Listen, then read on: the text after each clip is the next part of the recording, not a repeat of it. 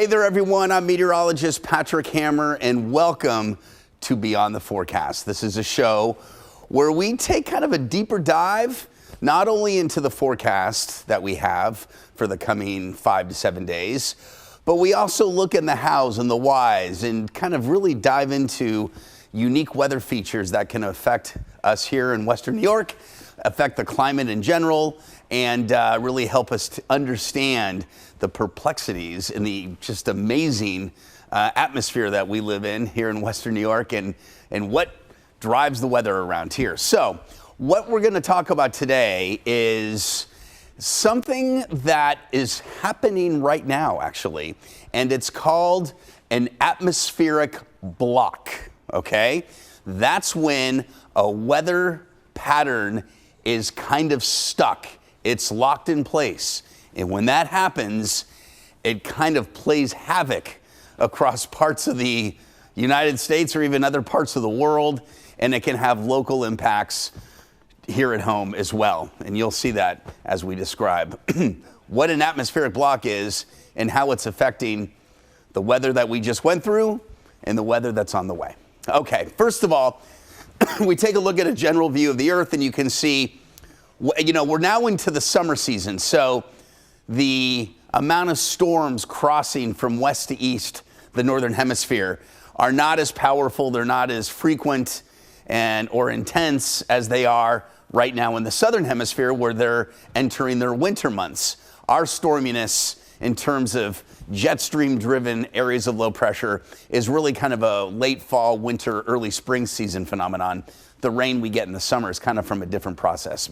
But by and large, this is how things work. So we have a jet stream, and the jet stream plays a role in our weather all months of the year and all seasons of the year, including now. But you know, what it basically is, it's a river of air in the atmosphere at about anywhere between 18 and let's say 30,000 feet.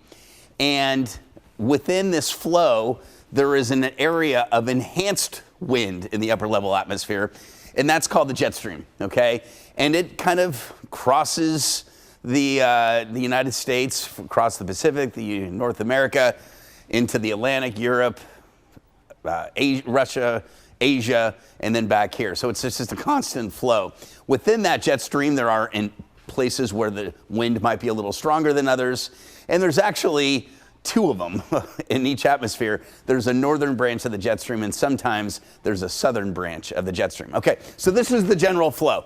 Areas of low pressure move along the jet stream, cold fronts and warm fronts bringing rain and snow, and then it also divides colder air to the north and warmer air to the south. So this is kind of a general, what we call a zonal flow.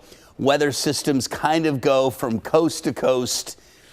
Anywhere between 2.5 and 4.5 day period is how long it takes storms to cross. And this is kind of a typical flow. However, there are times when we get something called an atmospheric block, when you get these big undulations in the jet stream, okay? Big dips, big ridges, and big dips, okay? Think about it like this. If you were to take a rope, okay, and it's laid out across your grass, and you went like this and you fling it, okay, you would get that ripple that would extend down the length of the rope and eventually kind of fade away. Jet stream does the same thing. When it begins to buckle, you have a dip here, a rise here, and a dip here. This is what is kind of known as a very, you know, I would say not a meridional flow, but a very amplified flow. Okay, but notice the look of this jet stream pattern.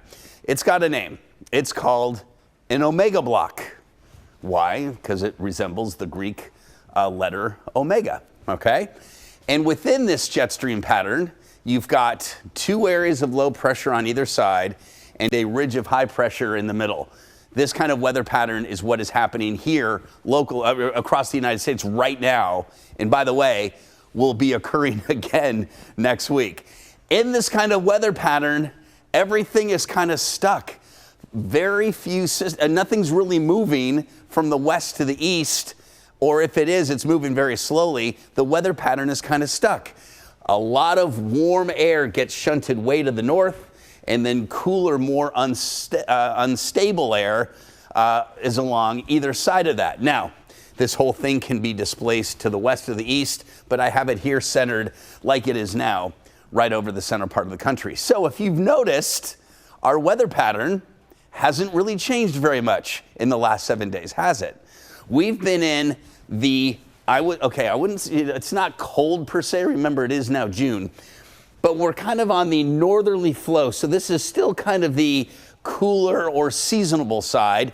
If you've been watching the weather out on the East Coast, they've had days and days of chilly rainfall over the last couple of weeks, actually. And it's also been unsettled across the West Coast with rain and even some high elevation snow. All the heat has been centered right here in the center part of the country and extending well up into Canada. Same weather system is actually occurring on the other side of the globe in Europe. I don't know if you've heard, but there was a tremendous heat wave in parts of Europe, France and London in particular, Germany, and it's because of this omega block that's set up here, and then there was another one on the other side. So you had sustained heat. Okay, so these kind of blocks can be in place for 3, 4, 6 days in a row, 7 days, where you see very little change, which is why we've had sunshine for almost 10 straight days, okay? This weather pattern has almost been in place almost that long, okay? So this is an omega block. One other thing, in the winter time, this can bring prolonged cold and snow for the east or the Great Lakes, prolonged cold and snow out to the west, and then long, prolonged areas of dry weather for the center part of the country. In the summer, this kind of weather pattern can bring extreme heat waves. It's been very hot in Canada this week, and that is something that we look out for. Okay, another kind of block is called a Rex block. This is another situation where the jet stream carries weather systems from the east to the west, from the west to the east, and then they run into just a big blockade of quiet, still air because an area of upper level high pressure and upper level low pressure is situated on top of each other, okay? The high to the north, the low to the south. So if you think of the flow around the high, which is clockwise, and the low is counterclockwise, think of 2 gears, okay? The 2 gears are kind of rotating around each other and they're locked in place. This high doesn't budge, the low doesn't budge, because these two kind of get connected, if you will. The northern branch of the jet stream heads way to the north, the southern branch of the jet stream heads to the south, and you get into a period where the weather does not change very much because everything is blocked up, like a dam in a river, if you think of it that way, okay? Eventually, these blocks do break down. They're sometimes very hard to predict, and they're hard to predict when they're gonna form and when they're gonna fall apart. But what it can do is make for tricky forecasting, is to know when the pattern will break down and we'll see some changes. But as you've noticed, there's been very little change. And that's why I want to show you again our 7-day forecast and how it relates to that blocky weather pattern. If you've been here, the last time we had rain was 2 Saturdays ago, almost 2 weeks ago. Since then, it has been sunny and it's been warming up a little day by day because we've been in this blocking pattern. Things haven't changed. One little sneaky weather system is going to move in on Saturday, and then guess what? Another omega block sets up, and we will have another long stretch of dry, mostly sunny, and warm weather that could last another week, if not longer.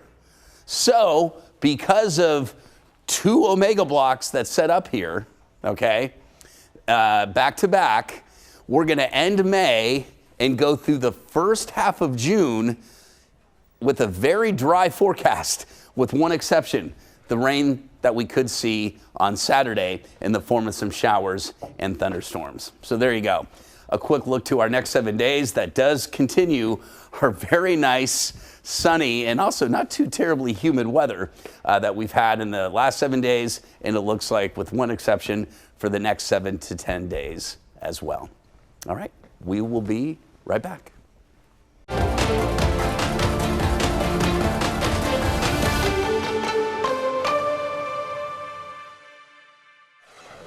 No, because the equinoxes, equinoxes, I don't know, and the solstices, equini, they can move around sometimes the 20th of the month, sometimes the 21st of the month. So to sort of better compartmentalize the seasons and get the data some more uniform. Plus, it just makes sense. The three hottest months, June, July, and August, so our meteorological summer and meteorological spring, as opposed to astronomical spring, astronomical summer. So anyway, meteorological spring is going to be ending on Sunday. It's March through May. So we got some fun facts, and I put the months in reverse order because I was updating this on the fly. So this is our May total so far. We're going to end up, this will be our final total, our April total. This was the sixth rainiest April of all time. I think the second wettest March of all time. When we're all said and done, even though we're going to end on a dry week, still we accumulated enough rain to make the third wettest meteorological spring of all time. 16.2 inches is likely to be our final. The average for that period is 9 inches or so, so not too far from double the average. First, it was hand-drawn maps. Meteorologists tracking storms by hand. Then came supercomputers, running complex equations to simulate the atmosphere. And now, a new era. Artificial intelligence. Scientists are training AI models to detect patterns across decades of weather data with the hope of making forecasts more timely and more accurate. Colorado is off to the slowest start to severe weather season in 8 years, but we know it's coming. Large hail, damaging winds, and tornadoes. Currently, meteorologists can predict severe weather with more than 70% accuracy, but only 1 to 3 days in advance. Yeah, so we're really trying to extend the ability to predict big severe weather outbreaks further into the future. Ryan Sobash is part of a team of scientists at NCAR, the National Center for Atmospheric Research. They're using AI to power a new weather model that's about 50 times faster than current models, and it has the ability to learn from forecast errors made in the past. He calls it training the AI. Because the inputs are better, the forecasts of the large-scale conditions are better, that translates into improved severe weather forecasts. This is the model's first full season in use, and they've already seen tremendous results. This was the NCAR AI model's forecast on April 17th, 8 days in advance. Overlay the storm reports from the severe weather outbreak that happened that day, and you can clearly see the accuracy. Types of big events that are happening that need to start planning for weather many days in advance that really can't ramp up things very quickly. This is super useful information. That's one of the things where the convective thing, like tornadoes or locally lake effect snow, is hard to forecast a few days ahead of time because it's sort of it's such a smaller scale event. Yeah, thunderstorms and models have a very hard time pinpointing. You get the idea of when thunderstorms are going to happen. The ingredients are in place. Yeah. All right. The gentleman on that story talked about a very slow start to the severe weather season.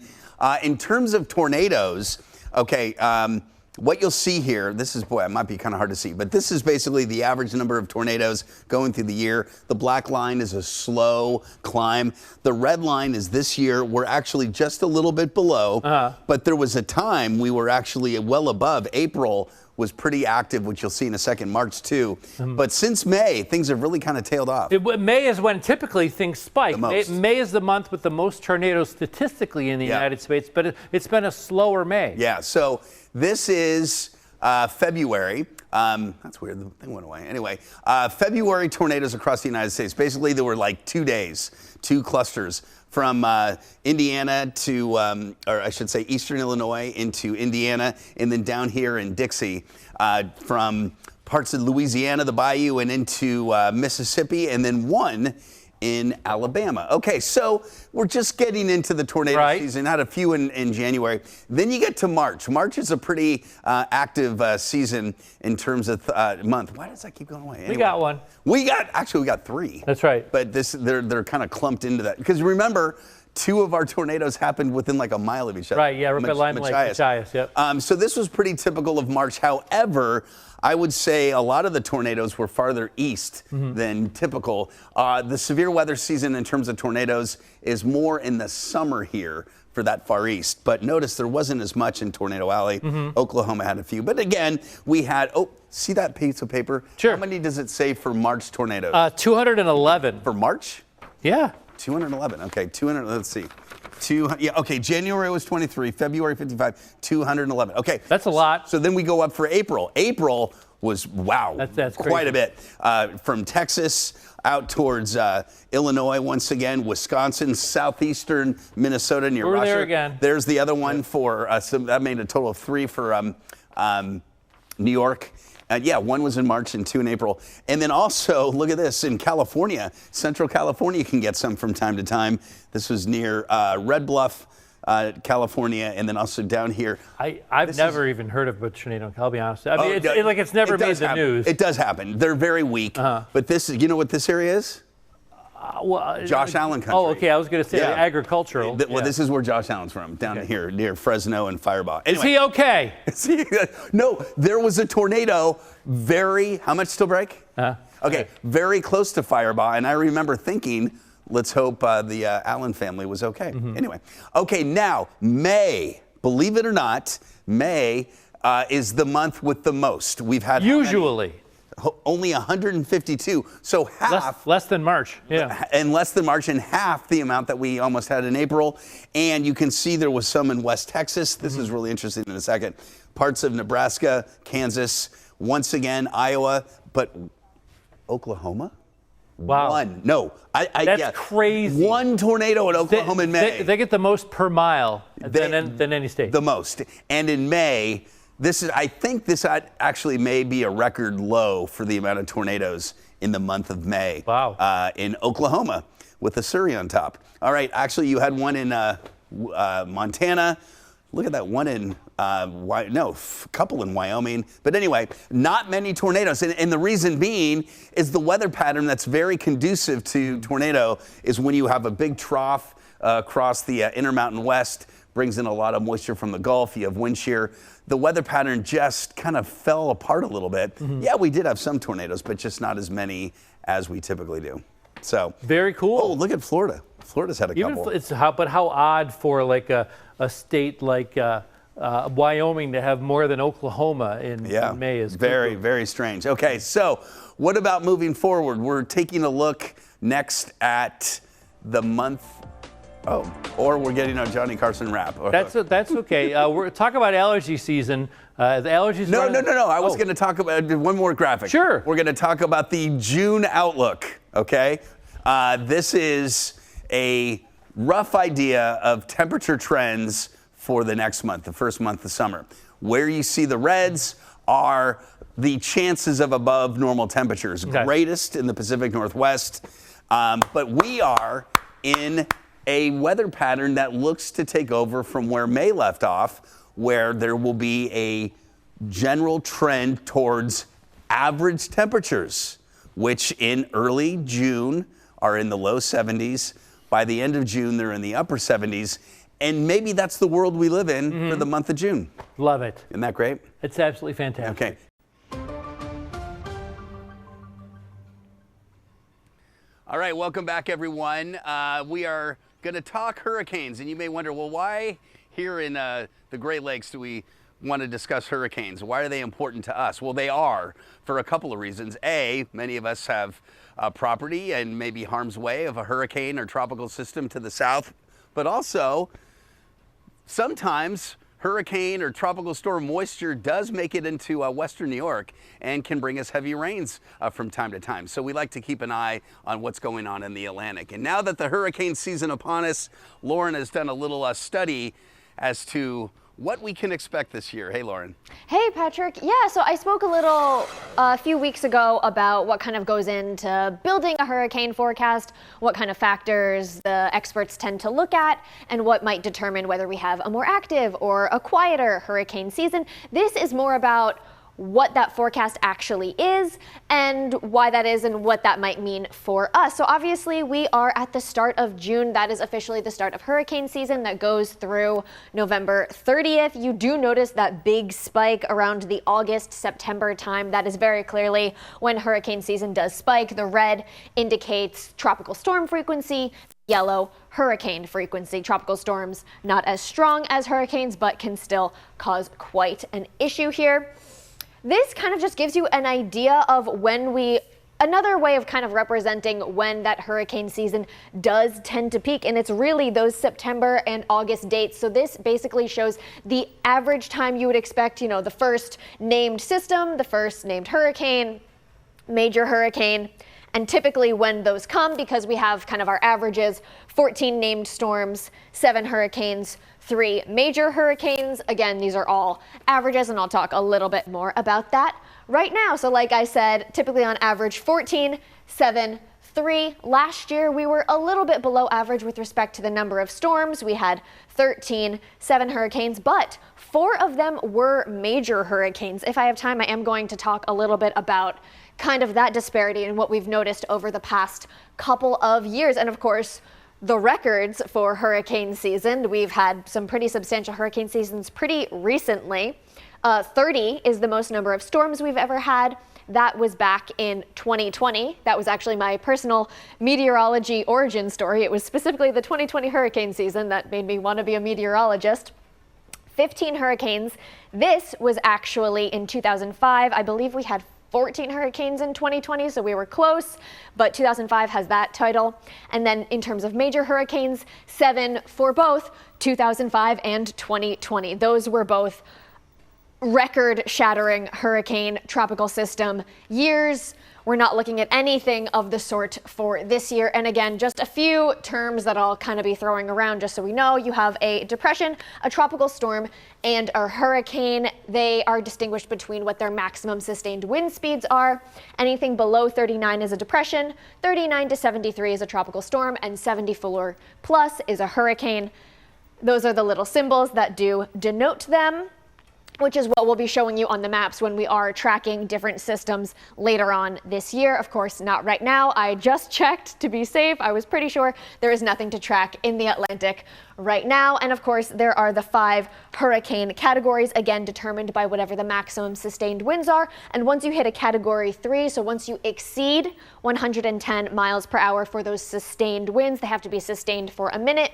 That is when you have those major hurricanes. Of course, a hurricane of any category, even a tropical storm, can cause issues. So sometimes people get really hung up on what the category is, but all of these systems can cause damage and be dangerous. So just always be aware of that. So for 2026, these are the names. Obviously, we name our hurricanes. What you may not know is that every 6 years we cycle through lists of names. So there are only 6 lists of names, but you probably don't know that because if it's not a significant storm, you're not gonna remember that name. Like everyone knows Katrina or Sandy, but when that happens, a name gets retired and replaced. So with this 2026 names, this is actually the same list of names that was there for the 2020 season, except for the L storm. That was Laura back in 2020. Now it is Leah. The rest of them were not retired, though we did have to break into the supplemental names, which at the time were the Greek letters, and a couple of those were retired as well, but because then that would get confusing, now there is just a different supplemental names list.